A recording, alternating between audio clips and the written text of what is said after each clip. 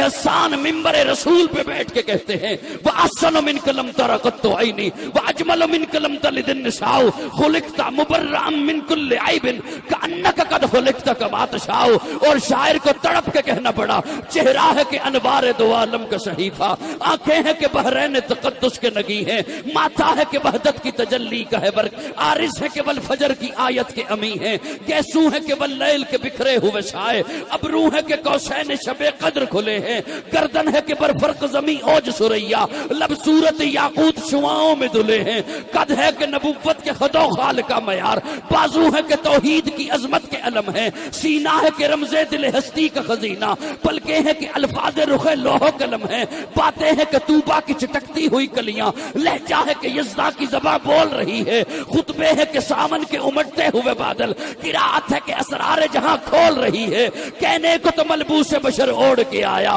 لیکن تیرے احکام فلک پر بھی چلے ہیں، انگلی کا اشارہ تھا کہ تقدیر کی ضربت، مہتاب کے ٹکڑے تیرے قدموں میں گرے ہیں، کہنے کو تو فاقوں پہ گزری تیری راتیں، اسلام مگر اب بھی نمک خار ہے تیرا، تو نہیں سکھائی تمیز منجستہ، انسان کی گردن پہ صدا پار ہے تیرا، کہنے کو تیرا فقر تیرے فخر کا باعث لیکن تو سخاوت کے سمندر کا کنارہ، کہنے کو تیرے سر پہ ہے دستار یتیمی لیکن تو زمانے کے یتیموں کا سہارا۔